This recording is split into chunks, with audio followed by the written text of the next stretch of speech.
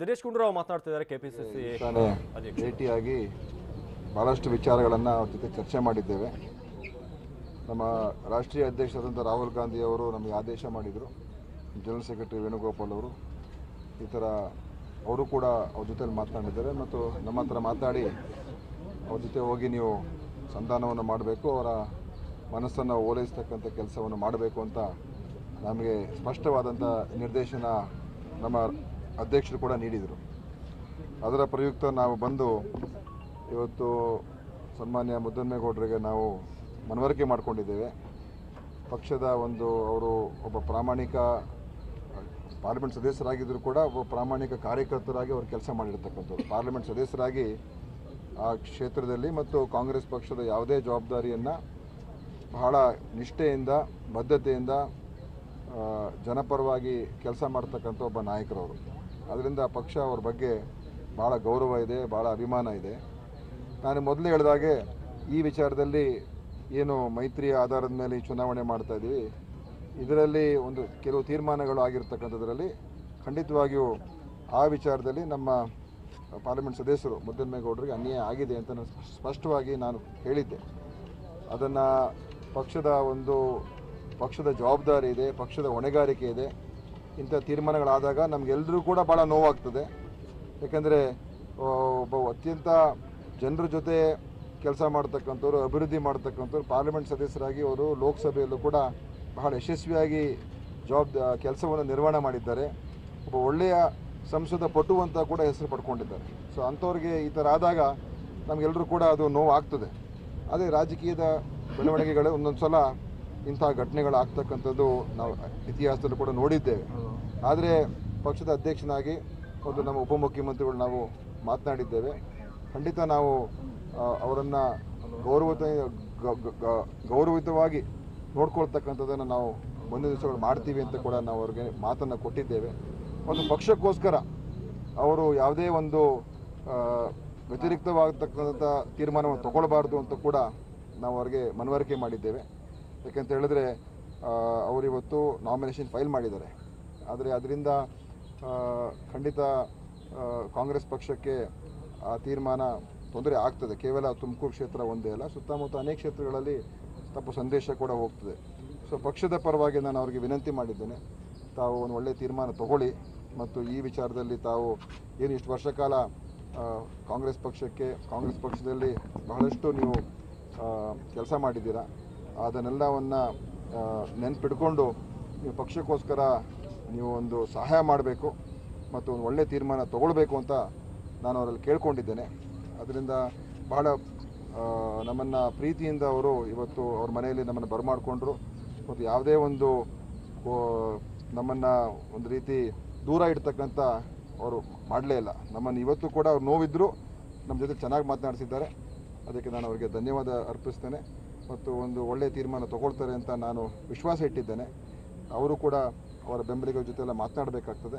ಯಾಕಂತ ಹೇಳಿದ್ರೆ ಇಂಥ ತೀರ್ಮಾನಗಳು ಒಬ್ಬರೇ ತೊಗೊಳಕ್ಕಾಗೋದಿಲ್ಲ. ಅದನ್ನು ಮಾತಾಡಿಕೊಂಡು ನಮಗೆ ಪಕ್ಷಕ್ಕೆ ಸಹಾಯ ಮಾಡ್ತಕ್ಕಂಥ ಕೆಲಸ ಮಾಡಬೇಕು ಅಂತ ನಾನು ಪಕ್ಷದ ಪರವಾಗಿ ವಿನಂತಿ ಮಾಡಿದ್ದೇನೆ. ಆದ್ದರಿಂದ ಅಷ್ಟು ಇವತ್ತಿನ ದಿವಸ ನಾವು ಮಾತನಾಡಿದ್ದೇವೆ. ಈಗ ಪರಮೇಶ್ವರ್ ಮಾತಾಡ್ತಾರೆ. ಸ್ನೇಹಿತರೆ, ತಮಗೆಲ್ಲ ಚುನಾವಣೆ ಪ್ರಾರಂಭ ಆದಾಗಿಂದ ಏನು ನಾವು ಮೈತ್ರಿಯಿಂದ ನಾವು ಈ ಚುನಾವಣೆಯನ್ನು ಹೆದರಿಸಬೇಕು ಅಂತೇಳಿ ತೀರ್ಮಾನ ಮಾಡಿದಾಗಿಂದ ಮತ್ತು ಸೀಟು ಹಂಚಿಕೆಯ ಚರ್ಚೆಗಳಾದಾಗಿಂದ ನಮಗೆ ಎಲ್ಲೋ ಒಂದು ಕಡೆ ತುಮಕೂರು ಕ್ಷೇತ್ರ ಜನತಾದಳ ಕೇಳಿದ್ದಾರೆ, ತುಮಕೂರು ಕ್ಷೇತ್ರವನ್ನು ಬಿಟ್ಕೊಡ್ಬೇಕಾಗ್ತದೆ ಅಂತೇಳಿ ಚರ್ಚೆ ಆಗ್ತಾ ಇದೆ ಅಂತ ಹೇಳುವಾಗ ನಮ್ಮೆಲ್ಲರಿಗೂ ಭಾಳ ಆತಂಕ ಆಗಿತ್ತು. ಅದರಲ್ಲಿ ವಿಶೇಷವಾಗಿ ನನಗೆ ವೈಯಕ್ತಿಕವಾಗಿ ಆತಂಕ ಯಾತಕ್ಕಾಗಿತ್ತು ಅಂತ ಹೇಳಿದರೆ, ಕಳೆದ ಬಾರಿ 2014ರಲ್ಲಿ ಆ ಕ್ಷೇತ್ರದ ಜನ ಸನ್ಮಾನ್ಯ ಮುದ್ದನ್ಮೇಗೌಡರನ್ನು ಆರಿಸಿದರು. ಆ ಸಂದರ್ಭದಲ್ಲಿ ಅವರು ತುಮಕೂರು ಲೋಕಸಭಾ ಕ್ಷೇತ್ರದ ಜನರಿಗೆ ನಾನು ಪ್ರಾಮಾಣಿಕವಾಗಿ ಸೇವೆ ಮಾಡ್ತೀನಿ ಅಂತ ಹೇಳ್ಕೊಂಡು ಬಂದರು. ಅದೇ ರೀತಿ 5 ವರ್ಷ ಸತತವಾಗಿ ಒಬ್ಬ ಲೋಕಸಭಾ ಸದಸ್ಯ ಅನ್ನೋದನ್ನು ಬಿಟ್ಟು ಒಬ್ಬ ಸಾಮಾನ್ಯ ಕಾರ್ಯಕರ್ತನಾಗಿ 5 ವರ್ಷ ಸತತವಾಗಿ ಕೆಲಸ ಮಾಡಿದರು, ಜನಮನ್ನಣೆಯನ್ನು ಗಳಿಸಿದರು, ಪ್ರೀತಿ ಗಳಿಸಿದರು, ವಿಶ್ವಾಸ ಗಳಿಸಿದರು. ಮತ್ತು ಈ ಬಾರಿ ಚುನಾವಣೆಯಲ್ಲಿ ಖಂಡಿತವಾಗಿ ಅವರು ಗೆದ್ದು ಬರ್ತಾರೆ ಅಂತಕ್ಕಂಥ ವಿಶ್ವಾಸ ನಮಗೆಲ್ಲರಿಗಿತ್ತು, ಜನರಿಗೂ ಕೂಡ ವಿಶ್ವಾಸ ಇತ್ತು. ಆ ಸಂದರ್ಭದಲ್ಲಿ ತುಮಕೂರನ್ನು ಬಿಟ್ಕೊಡ್ಬೇಕು ಅಂತ ಹೇಳಿದಾಗ ನಮಗೆಲ್ಲರಿಗೂ ಭಾಳ ಆಘಾತ ಆಗಿತ್ತು. ಇವತ್ತು ಅವರು ಯಾವಾಗ ಅವರಿಗೆ ಸಿಗೋದಿಲ್ಲ, ಅಭ್ಯರ್ಥಿ ಮಾಡೋದಕ್ಕೆ ಸಾಧ್ಯ ಆಗಲಿಲ್ಲ ಕಾಂಗ್ರೆಸ್ಸಿಂದ ಅಂತ ಹೇಳಿದಾಗ ಅವರು ಮತ್ತು ಅವರ ಕಾರ್ಯಕರ್ತರೆಲ್ಲರೂ ಕೂಡ, ಅವರ ಸ್ನೇಹಿತರೆಲ್ಲರೂ ಕೂಡ ಮಾತಾಡಿ ಅವರು ನಾಮಿನೇಷನ್ ಹಾಕಿದರು. ನಾವು ಅವರನ್ನು ಮನವೊಲಿಸ್ತಕ್ಕಂಥ ಪ್ರಯತ್ನವನ್ನು ಕೂಡ ಮಾಡಿದೆವು. ಆದರೆ ಸ್ವಾಭಾವಿಕವಾಗಿ ಕಾರ್ಯಕರ್ತರ ಒತ್ತಡಕ್ಕೆ, ಮುಖಂಡರುಗಳ ಒತ್ತಡಕ್ಕೆ ಮಣಿದು ಅವರು ಅಭ್ಯರ್ಥಿಯಾಗಿ ಆಗ್ತೇನೆ ಅಂತ ಹೇಳಿ ನಾಮಪತ್ರ ಸಲ್ಲಿಸಿದರು.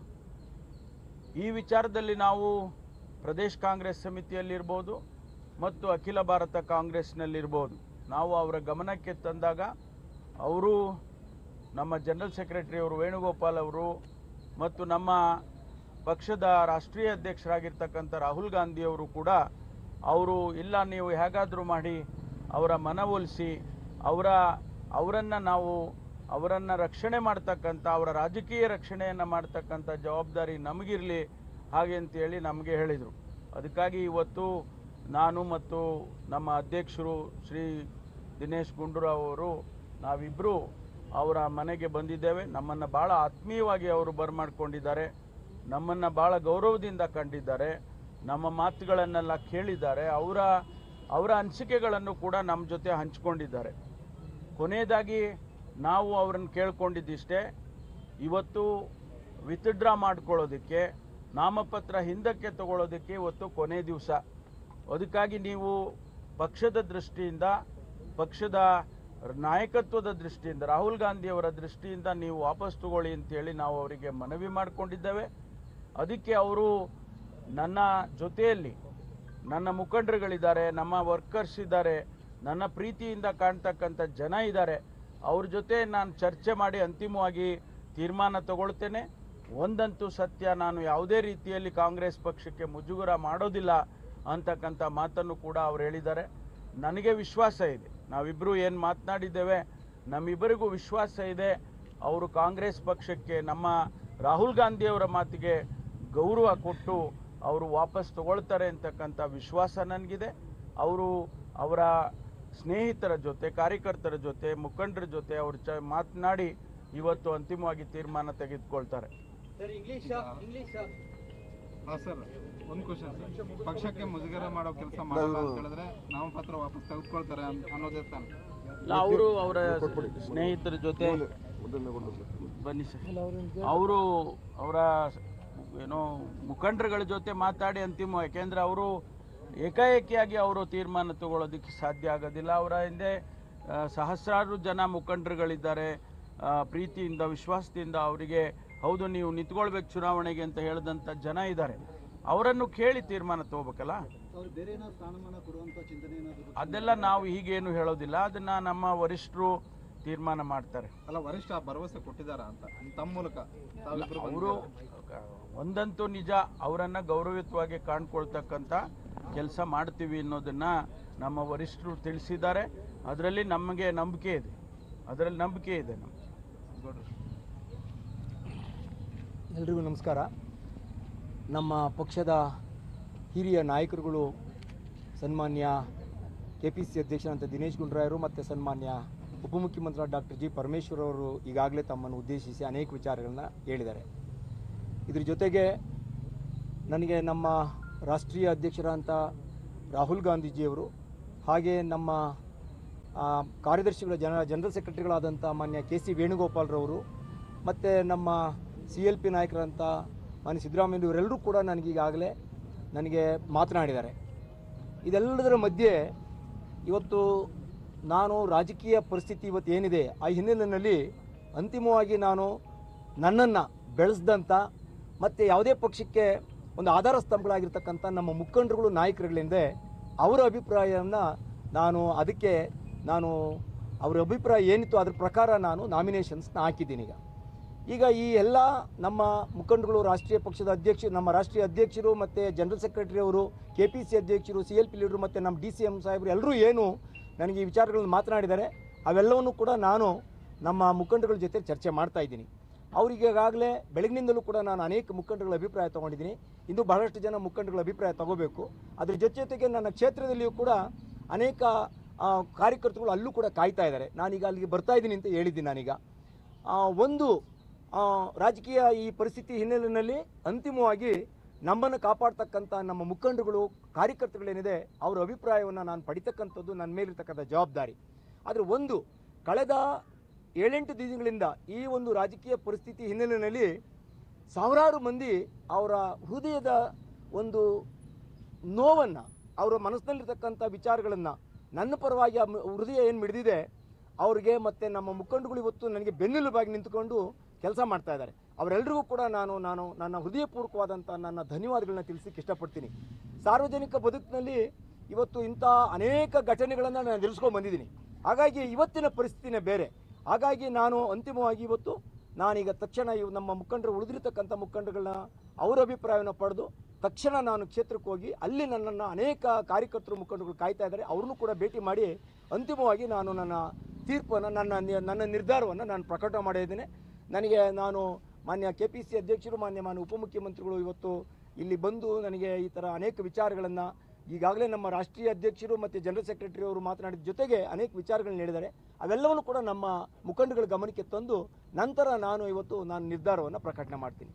ಸರ್, ಈಗ ಇಬ್ಬರು ನಾಯಕರುಗಳು ನಿಮ್ಮ ಜೊತೆ ಚರ್ಚೆ ಮಾಡಿದ್ದಾರೆ. ಅವರ ಒಂದು ಮಾತುಕತೆಯಲ್ಲಿ ನಿಮ್ಗೆ ಏನಾದರೂ ಭರವಸೆ ಬಂತಾ?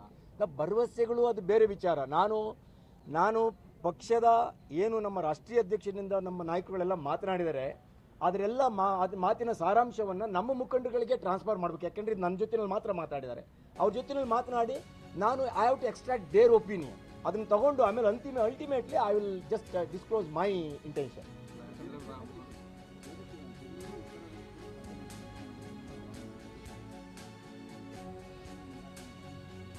ಇಲ್ಲ, ನಾನು ಕ್ವೈಟ್ ನ್ಯಾಚುರಲ್ ತುಮಕೂರು ಪಾರ್ಲಿಮೆಂಟ್, ನಾನು ಇಮ್ಮಿಡಿಯೇಟ್ ಆಗಿ ಬಂದು ಬೆಂಗಳೂರು ನಾರ್ತ್ನಲ್ಲಿ ನಿಲ್ತಕ್ಕಂಥದ್ದು ಇಟ್ ಇಸ್ ನಾಟ್ ಕರೆಕ್ಟ್. ಹಾಗಾಗಿ I was suppose to contest from Tumakuru parliament constituency. ಹಾಗಾಗಿ ನಾನು ಕ್ವೈಟ್ ನ್ಯಾಚುರಲ್ ಐ ರಿಜೆಕ್ಟೆಡ್ ಇದು. ಅಫ್ಕೋರ್ಸ್ ನನಗೆ ಮುಖಂಡರೆಲ್ಲ ಹೇಳಿದ್ರು ನನಗೆ ಆಗೋದಿಲ್ಲ, ಆ ಥರ ಮಾಡೋಕ್ಕಾಗಲ್ಲ ಅಂತ ಹೇಳಿದೆ.